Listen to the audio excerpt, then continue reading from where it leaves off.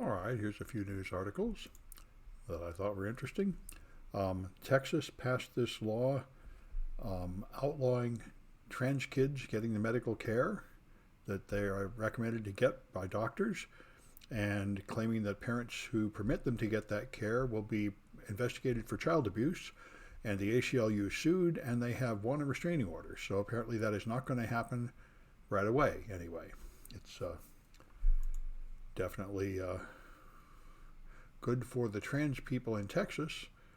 Last article I read went on and recommended to trans people in Texas what states to flee to, which I must say is probably a pretty good plan, because considering what they did with abortion and considering what the Supreme Court is about to do about abortion, I would imagine that this is just a temporary reprieve, and we can expect more laws like this to go throughout the South. We will see.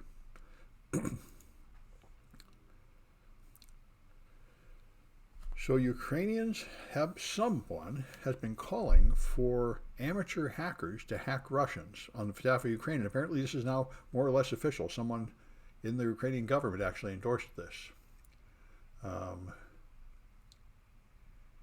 Good. I see Zui Chu. Yeah, it says, yep, good.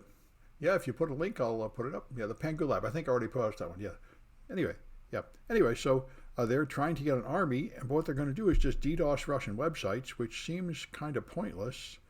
Major businesses, most of them have anti-DDoS protection and such, but anyway, there is some desire to organize such a group. Here's the article Zhu posted. Oh yeah, I remember this one from the Top Tier Backdoor. Yeah, it talks about how to follow the how to detect an APT attack. Yeah, that's right. There's good stuff to look at to see, how these attacks go through. Covert channel. Yep. Good. All right. And in a similar spirit, Microsoft found this stuff called Foxblade on Ukrainian systems, and they say they detected it and blocked it. And they've also blocked RT. And supposedly Twitter will now warn anybody that tries to share posts from RT that you're spreading Russian disinformation, RT being Russia news channel, and the source of an awful lot of what you later see on Fox News. Anyway, so Windows 11 is coming on ARM laptops. It already exists. It's interesting to me that they actually have Windows that runs on ARM. That would seem like it would be a candidate to run in a virtual machine on my M1 Mac. This also comes with a Pluton security processor and a bunch of new memory corruption protections, which sound like they would be very effective. Pluton is used to store encryption keys, and it also is involved in running these new features, which are pointer authentication codes, which keep some hash values of the correct entry points for routines, so you cannot enter any system routines anywhere other at the official entry point. Microsoft has had various versions of this coming out in the latest versions of Windows, and that would mean you can no longer do return-oriented programming, where you jump into code just a few steps before the end. So it sounds very good. Sounds like these would mitigate return-oriented programming attacks and other memory corruption exploits, which is still the main kind of exploit. Fitbits are being recalled because the batteries get so hot they burn people and injure people, which kind of defeats the whole point.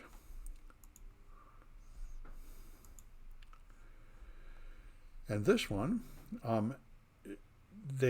German wind turbines were stopped because they hacked the satellites, so they can't communicate with the satellites and synchronize their behavior. So it's a fault in the satellite connection of their systems, and that would, someone said it was a cyber attack. Other people say it's not a cyber attack. But what they say, what the interpretation of this article, I guess they're still guessing, is the volume low? Oh, it is low, isn't it? I wonder how that happened. Huh. Yeah, it's not as high as usual. Let me see if I can fix that. That's very strange.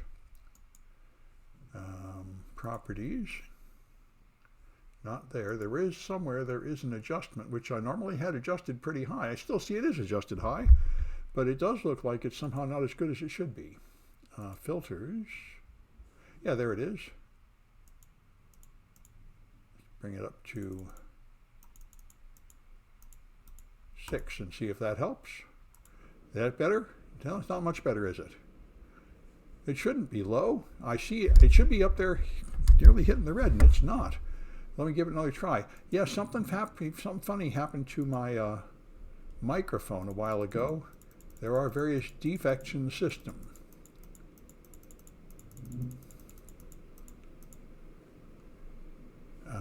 Let me make sure it's really going to the right microphone. That would do it. It is going to the right microphone. Okay. Is that any better? Still looks kind of low. It's good now. All right. I think I'll stick with this. Although normally it used to be higher, and I think something is failing around here. Anyway, all right.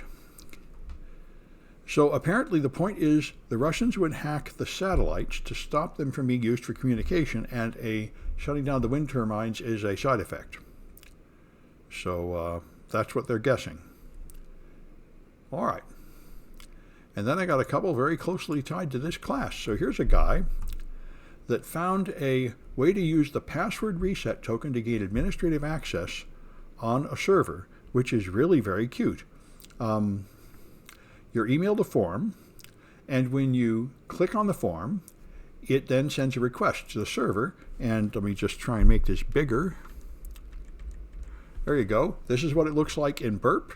It just sends an authorization token, which is called temp, which just has a bunch of long random hexadecimal values or random characters. So that's some kind of authorization token. All right. And I would like to close this window. Ah, there it is. All right, good. All right, and so all he did was now put the temp token on other API calls from the past and just add that token to the header, and now he was root on the server. So the password reset ran as root, and the token it used could be used to escalate other API calls up to root. So it's a very simple bug. Yep. And here's another one like it, a little more complicated, but still in the OWASP top 10. This guy has doing LG products, which I don't even, there's web TVs, WebOS TVs, whatever those are. But the point is, the vulnerability is, he found basically an unvalidated redirect and was able to use it to do what I would call server-side request forgery. He found that you can call a administrative level API call and it will reject you, but if you are coming from an internal address, it would not reject you. So he was just able to bounce the request off another thing called create alert. So he had, he called the download manager and it caused it to call create alert. But download manager is what he can't do. And you specify the create alert as the on-click action and then specify the download manager as the on-click action for the second call. Right. So he tricks it into feeling like it got that request internally and therefore you're authorized. So anyway, it's another cute and relatively simple trick. All right. Good. And that's enough news. We'll go on to the official stuff.